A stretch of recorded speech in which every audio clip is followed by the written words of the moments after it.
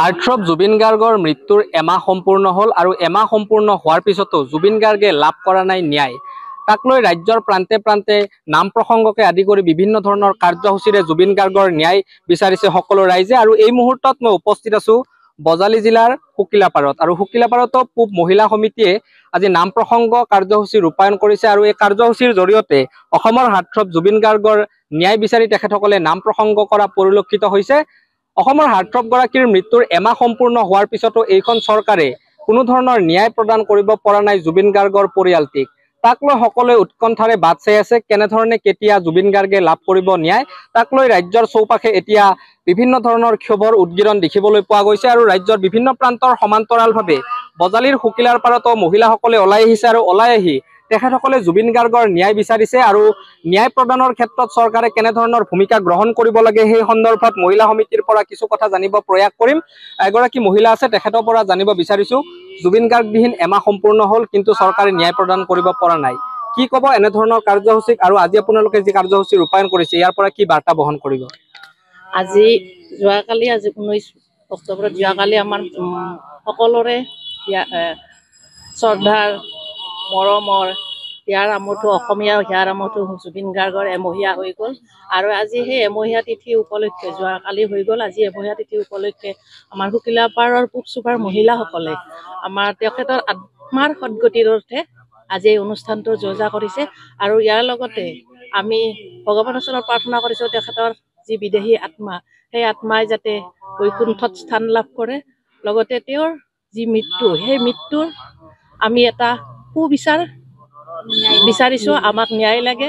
তেখেতৰ মৃত্যুৰ পৰা জনসাধাৰণে যি আমাৰ অসমীয়াৰ যি এটা সম্পদ, সেই সম্পদ হেৰাই গ'ল, সেই হেৰাই যোৱা সম্পদটোৰ যি আমাক ক্ষতিপূৰণ কোনেও দিব নোৱাৰে, কিন্তু সেই আত্মাৰ সদগতি হওক আৰু লগতে অসমীয়াবাসীৰ যি অন্তৰৰ যি দগ্ধ, সেই দগ্ধক যাতে সেই যি জুইকুৰা যাতে নুমুৱাব পাৰে, বা আমাৰ যি তেওঁৰ প্ৰতি যি অন্যায় হ'ল সেই অন্যায়ৰ প্ৰতি যাতে এটা আমি ইয়াৰ পৰাই এটা প্ৰতিবাদ কৰিছোঁ, যাতে ইয়াৰ পৰাই আমাৰ তেখেতৰ আত্মাৰ যাতে সদগতি হয় আৰু তেওঁৰ সেই যি অন্যায় যেন আমি ফলটো সুবিচাৰ এটা পাওঁ।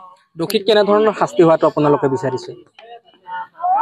দোষীক আমাৰ আইনী যি প্ৰক্ৰিয়া আছে সেই আইনী প্ৰক্ৰিয়াটো দোষীক তেওঁলোকৰ পৰা যি বিচাৰ কৰি আছে দোষীক শাস্তি দিব বুলি, কিন্তু আমি তাত আশাবাদী।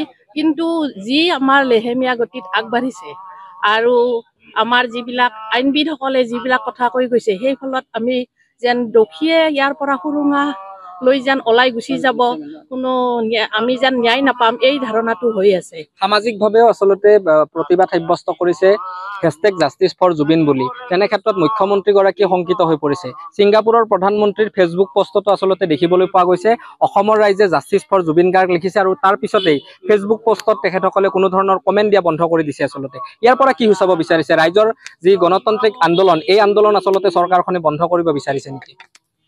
হয়, আমি সেইটো পৰিলক্ষিত হৈছে, আমাৰ দৃষ্টিগোচৰ হৈছে যে যিবিলাক ৰাইজে যেনেদৰে স্বতঃস্ফূৰ্তভাৱে ওলাই আহিছে, আজি জুবিন গাৰ্গৰ যি অন্যায় হৈছে, জুবিন গাৰ্গৰ লগত তেখেতৰ লগত যি অন্যায় হৈছে, সেই অন্যায়ৰ বিৰুদ্ধে যি ৰাইজ স্বতঃস্ফূৰ্ত ওলাই আহিছে, তাৰ ফলত আমাৰ ৰাইজ বা আমাৰ মাননীয় মুখ্যমন্ত্ৰী শংকিত হোৱা যেন লাগে। আৰু তেওঁৰ যি ভাষণ, তেওঁৰ যি ভাষ্য আগবঢ়াই আছে, তাত যেন তেওঁ অলপ থৰক-বৰক হোৱা যেন লাগে, তেওঁ আবোল তাবোল যেন কিছুমান কথা কৈ আছে, তেনেকুৱা যেন লাগে। আৰু আমি তেখেতৰ ওচৰত আহ্বান জনাইছোঁ, আমাৰ সম্পূৰ্ণ আস্থা আছে, গতিকে সেই আস্থা যাতে আমাৰ আস্থাক যাতে তেওঁ আমাক যাতে ন্যায় দিব পাৰে, আমাৰ আস্থাক যাতে সন্মান জনাই, ৰাইজৰ আস্থাক যাতে সন্মান জনাই আজি ন্যায় দিয়ে, তাৰ কাৰণে আমি কামনা কৰিছোঁ। ধন্যবাদ জ্ঞাপন কৰিছোঁ। এনেধৰণে আচলতে ৰাজ্যৰ বিভিন্ন প্ৰান্তৰ সমান্তৰালভাৱে বজালীৰ শুকিলাৰ পাৰতো এনেদৰে মহিলাসকলে ওলাই আহিছে, আৰু ওলাই আহি তেখেতসকলে গণতান্ত্ৰিকভাৱে আচলতে কেনেধৰণে প্ৰতিবাদ সাব্যস্ত কৰিব লাগে তাক লৈ বিভিন্ন ধৰণৰ মন্তব্য প্ৰকাশ কৰা পৰিলক্ষিত হৈছে। আন এগৰাকী ইয়াৰ স্থানীয় ৰাইজ আছে, তেখেতৰ পৰা আচলতে জুবিন গাৰ্গৰ এটি গীতৰ মাজলৈ সোমাই পৰিছোঁ। হয়, আমি সকলোৱে আশা কৰোঁ আমাক ন্যায় লাগে। আমাৰ হিয়াৰ আমঠু জুবিন গাৰ্গ আমাৰ বুকুৰ মাজৰ পৰা কাঢ়ি লৈ গৈছে, গতিকে আমাক ন্যায় লাগে। আমাৰ সেইখিনিয়ে মনৰ আশা, তেওঁলোকে যেন আমাৰ আশা পূৰণ কৰে। আমি চৰকাৰক আহ্বান জনাইছোঁ, আমাক যেন সেই আশা পূৰণ কৰে। আমি এটা তেওঁৰ গানে আৰম্ভ কৰিম। মায়াবিনী ৰাতিৰ বুকুত দেখা পালো তোমাৰ ছবি, ধৰা দিলা গোপনে। জয় জুবিন গাৰ্গ। এনেধৰণে আচলতে ৰাজ্যৰ প্ৰান্তে প্ৰান্তে হাৰ্টথ্ৰব জুবিন গাৰ্গৰ মৃত্যুৰ পিছত মায়াবিনী গীত পৰিৱেশনৰ জৰিয়তে ন্যায় বিচাৰিছে আৰু বিভিন্ন প্ৰান্তৰ সমান্তৰালভাৱে বজালীৰ শুকিলাৰ পাৰতো মহিলাসকলে ওলাই আহিছে আৰু ওলাই আহি ৰাতিপুৱাৰ ভাগৰে পৰা তেখেতসকলে নাম প্ৰসংগ আদিকে কৰি বিভিন্ন ধৰণৰ কাৰ্যসূচী ৰূপায়ণ কৰিছে আৰু এই কাৰ্যসূচীৰ জৰিয়তে হাৰ্টথ্ৰব জুবিন গাৰ্গৰ ন্যায় বিচাৰিছে আৰু অতি সোনকালে যাতে এইখন চৰকাৰে হাৰ্টথ্ৰব গৰাকীৰ ন্যায় প্ৰদান কৰে। যিকোনো খবৰৰ বাবে যোগাযোগ কৰক 7099017330 লগতে 7099017110 নম্বৰত।